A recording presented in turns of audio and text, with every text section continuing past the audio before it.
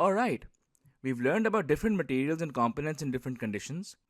We've learned how they come together to make circuits for things like torches or fans. We've learned their symbols. Are we ready to start making flamethrowers yet?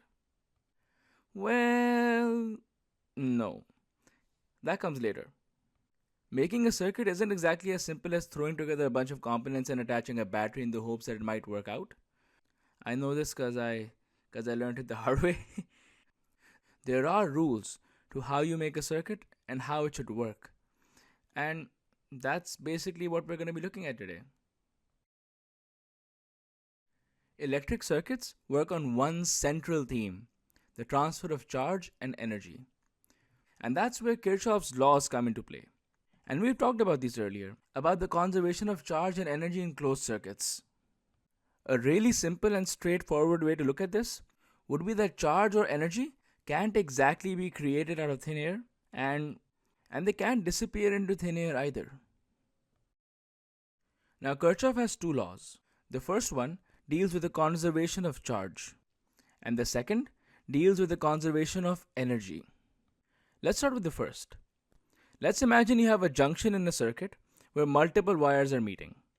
Now, according to this law, the total current leaving the junction is equal to the total current entering the junction. So, if we have a junction with 3 wires, and you know that the current in wire 1 and wire 2 is 0.5 and 1.5 amperes respectively. Kirchhoff's first law lets us determine the current in wire 3 with this information alone. In this case, it's 1 amperes. And here's where things get a bit more interesting. Stay with me here. Since charge can neither be created nor destroyed within a circuit, the current entering a component is the same as the current leaving the component. So the component isn't using up current. And the charge carriers entering a component each second are equal to the charge carriers leaving the component each second. So if we take this and apply this to series circuits, with the current entering each component being the same as the current leaving that component, you could also say that the current before and after a set of components connected in series should also stay the same, right? The current shouldn't change. And obviously we're not just going to come up with theories and not test them, right? We have to prove it. So here's what we do. We create a circuit with multiple components in series and ammeters set up at different points. As soon as the switch is closed and the current starts flowing, you'll see that the ammeters all show the same reading. So there's our proof. Now for Kirchhoff's second law, that is conservation of energy. Here he says the total energy in a closed circuit must be conserved in such a way that the total EMF provided by the power source is equal to the total potential difference in the circuit. Look at it this way. If the charge carriers lose energy as they flow through a component, we call it a potential drop. And when they gain energy, for example, when they pass through a battery, we call it a potential rise, or the electromotive force, EMF, of the battery or power source. Now the total sum of these potential drops and rises in a closed circuit will equal to 0, because energy is conserved, right? It can't be created or destroyed. In other words, the electron does work in moving through a component, while the battery does work on the electron itself, giving it energy. And in a closed circuit, these two amounts of work done will be equal. So for example, let's say we have a circuit with a battery and 3 resistors in series. Each coulomb of charge from the battery will deliver energy to each resistor as it flows through the circuit. And that's basically what causes potential differences across these resistors, right? So with Kirchhoff's second law, we know that the potential difference across the battery terminals is equal to the sum of the potential differences across the 3 resistors. Got it? Now let's say we change the circuit and add 2 of the components in parallel instead. What happens now is that the potential drop across both components will be the same. Think of the 2 resistors in parallel acting as one. This is because charge carriers can only pass through one of the 2 components, right? So regardless of which resistor they pass through, the charge carriers will still deliver the same amount of energy. Pop quiz time! Picture this, a circuit with a 6-volt battery and 3 resistors. Resistor A is attached in series with 2 volts of potential difference across it. Resistors B and C are attached in parallel to each other but in series to resistor A. So what's the potential difference across B and C? Go back to the two Kirchhoff laws.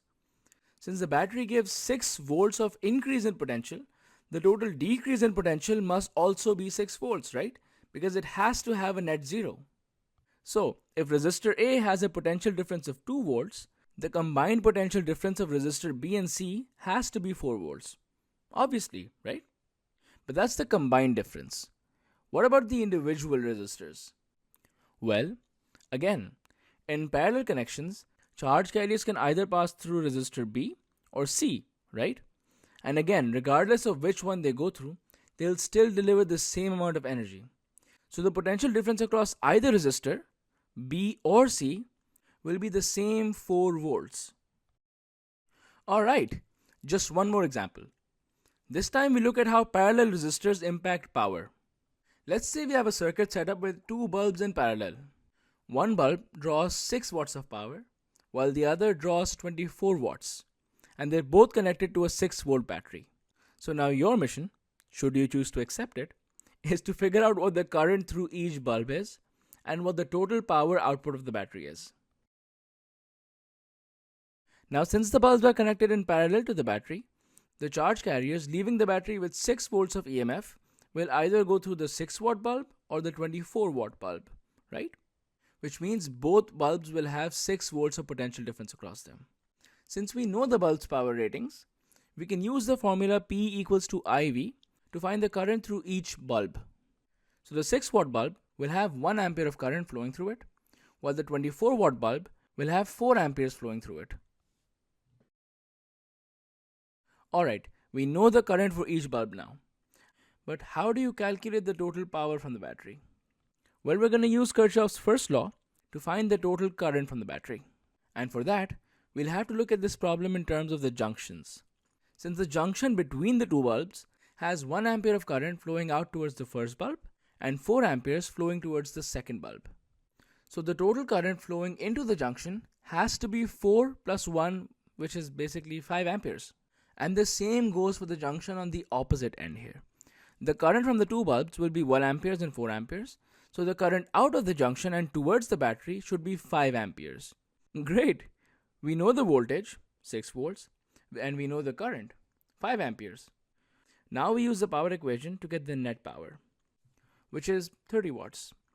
And if you think about it, this makes sense because the total power given must be equal to the power consumed. And 24 watts plus 6 watts is 30 watts.